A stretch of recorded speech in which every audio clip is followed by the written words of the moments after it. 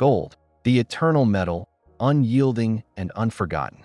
It has crowned kings, sealed unions, and crossed oceans as silent currency. Across the centuries, it has remained the one constant, a mirror reflecting not just wealth, but the soul of civilization itself.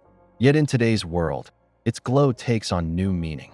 In Hong Kong, gold breathes freely, untaxed, unbound, a living market of trust and clarity. In Europe, it wears the weight of prestige and design. In America, it gleams beneath the polish of presentation. In China, it moves between culture and control. Every nation claims its own reflection of worth, but few allow gold to simply be itself. This is not merely a story of jewelry. It is a story of truth, of how purity meets policy, and how one city still dares to let gold shine in its truest form, radiant, unburdened, and free. In Hong Kong, gold does not hide behind price tags or polished illusions.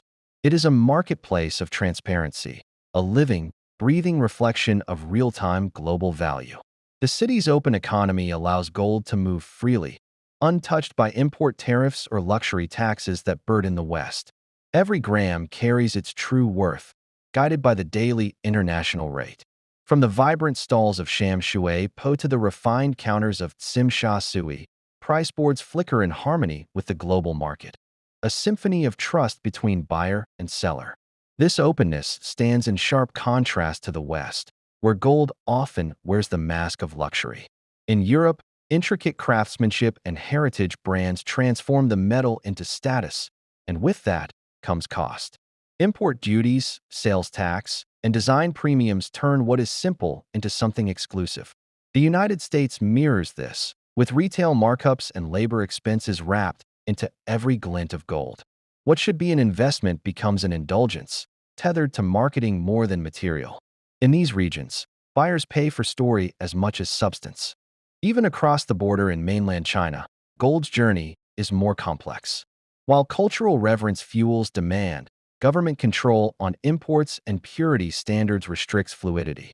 The result, the same bracelet, born from the same ounce of gold, costs more under regulation than it would a short flight away in Hong Kong.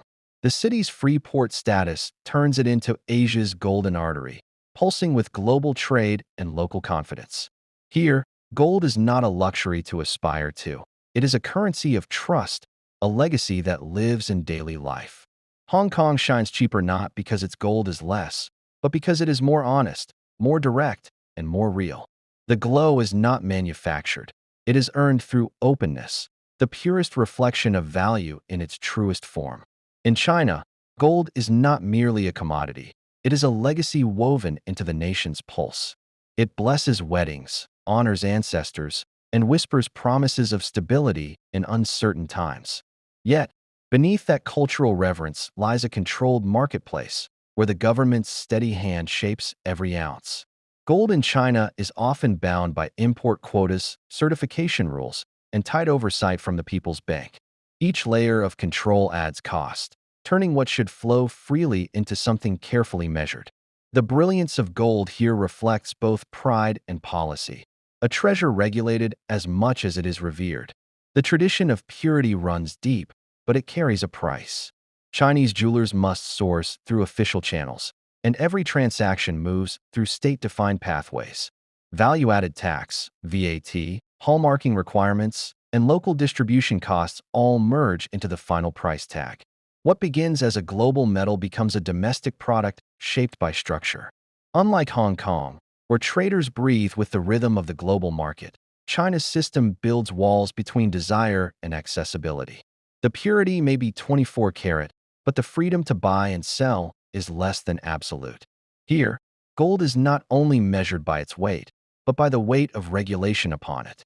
Still, that control carries its own kind of beauty. For many, Chinese gold represents more than investment. It symbolizes permanence. Families purchase jewelry not to display wealth, but to protect it, to hold something tangible in times of change.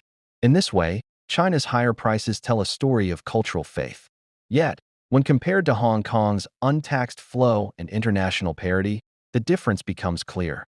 The same necklace that glows behind a Beijing storefront may gleam brighter and cost less, just across the Pearl River Delta.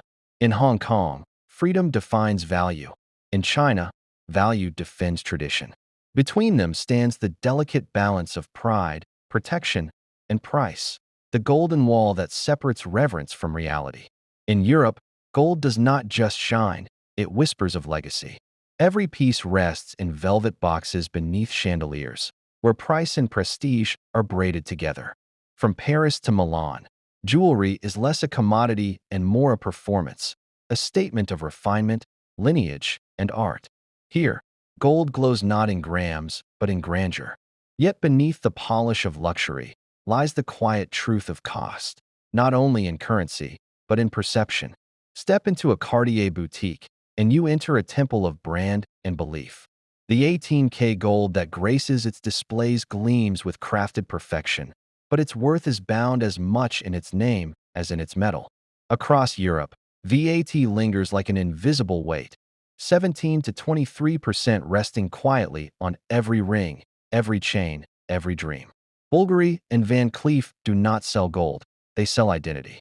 Every curve, every clasp, carries the burden of prestige, a luxury taxed, refined, and wrapped in the promise of belonging to the few. Meanwhile, across the waters, Hong Kong hums with a different rhythm, one of purity over pomp.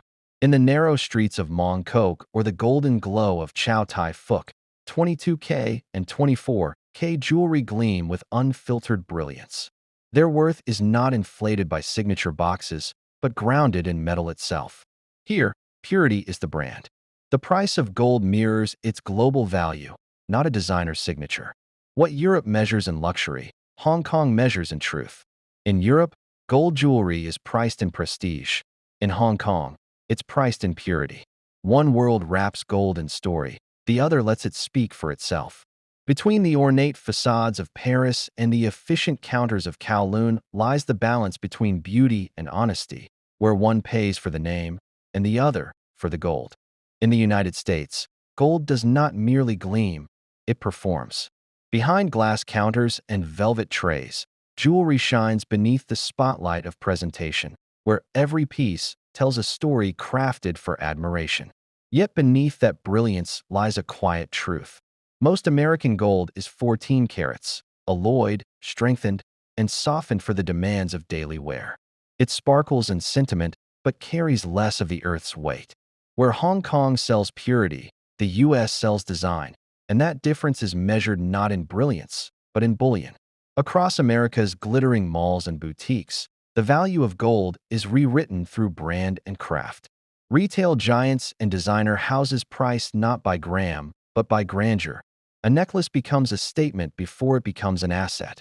Hong Kong's gold, tied directly to global bullion rates, moves with the rhythm of the market. In contrast, America's gold moves with the rhythm of fashion. A bangle there might double in price, not because of gold's worth, but because a logo was pressed into its clasp. Each piece carries the tax of identity, an invisible premium paid to belong to a brand. And beyond the showcase, the cost deepens. State taxes can climb toward 10%, and labor costs soar higher still, woven into every design, every clasp, every polished edge.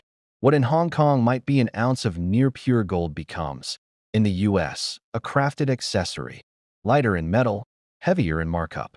In America, the saying goes, gold jewelry costs more, but contains less gold. The presentation is its power, the illusion of weight in a culture where value often glitters on the surface. Yet even here, behind the polish and price tag, lies admiration for the purity Hong Kong preserves, a quiet acknowledgement that authenticity, like gold, endures beyond presentation. In the journey of gold, value is not only shaped by the earth, but by the rules written above it. Every border redraws its worth, every law reshapes its gleam. In Hong Kong, however, gold is free, untaxed, unshackled, and unhidden behind bureaucracy.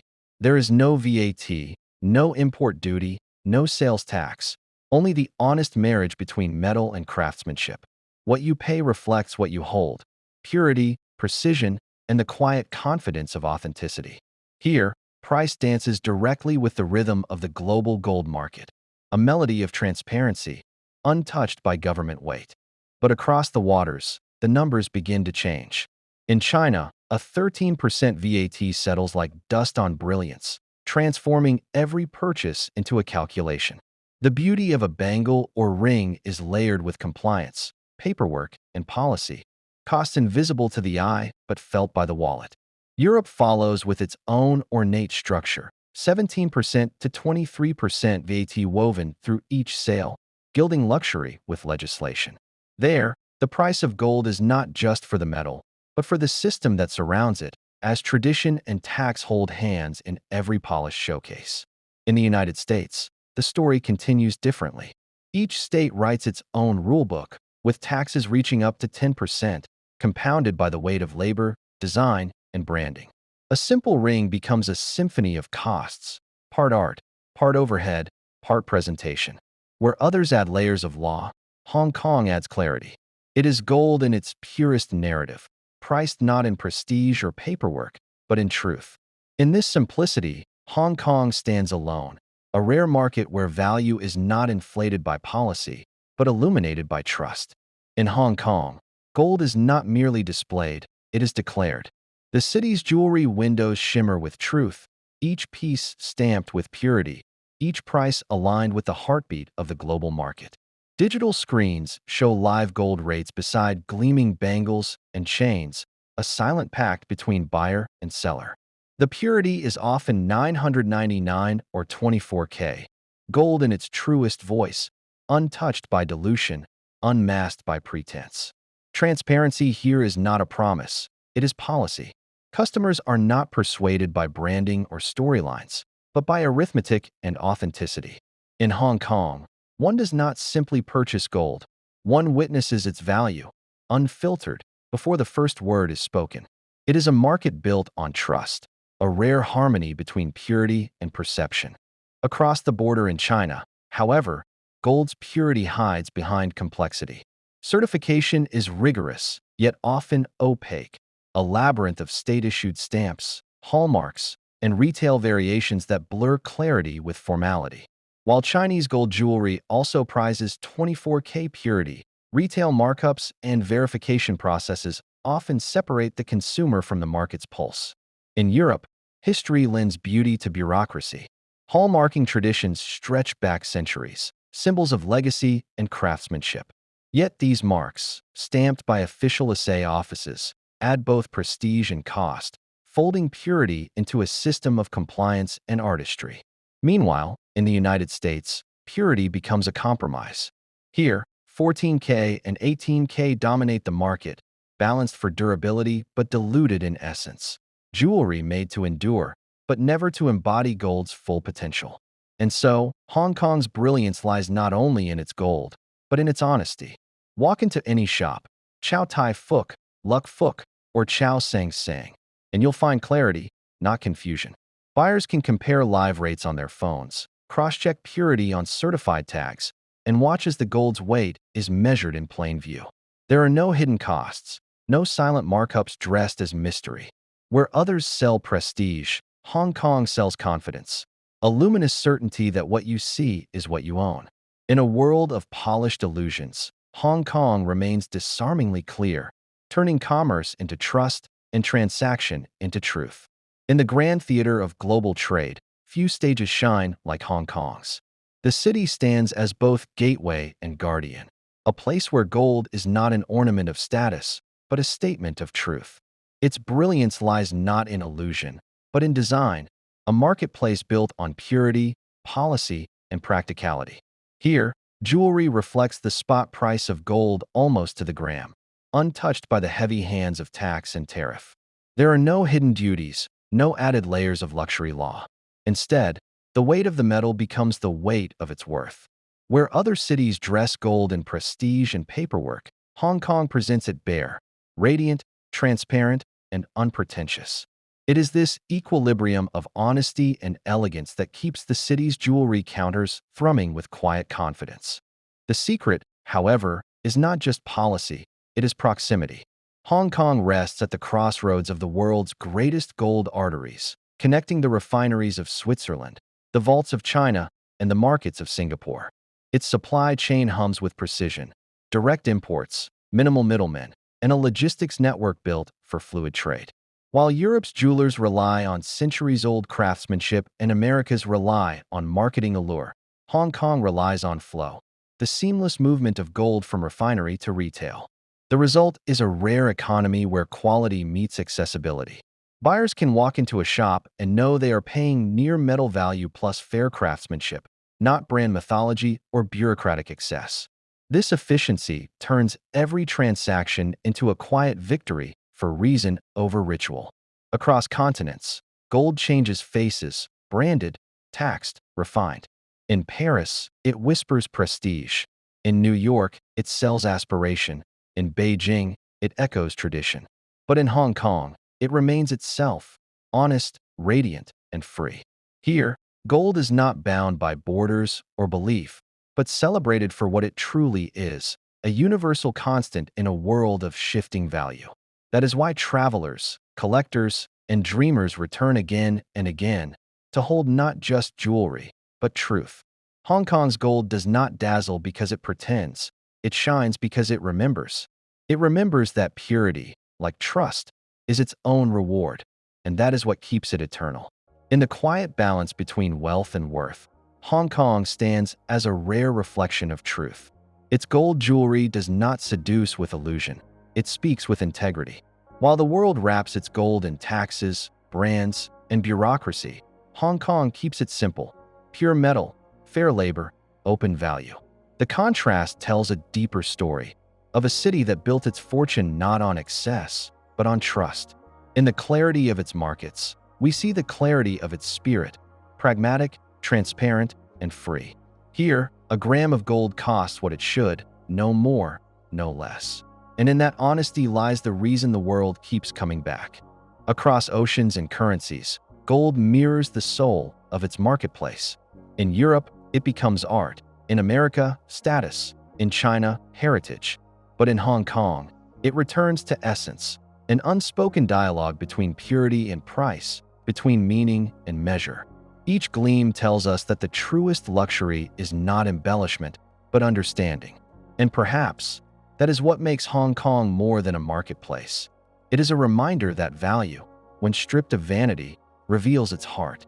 This is AsiaEyeWithin, where every glance becomes insight, every comparison becomes clarity, and every truth gleams like gold beneath the world's noise.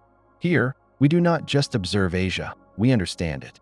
Because in every shimmer of truth, in every reflection of value, the world learns to see itself again.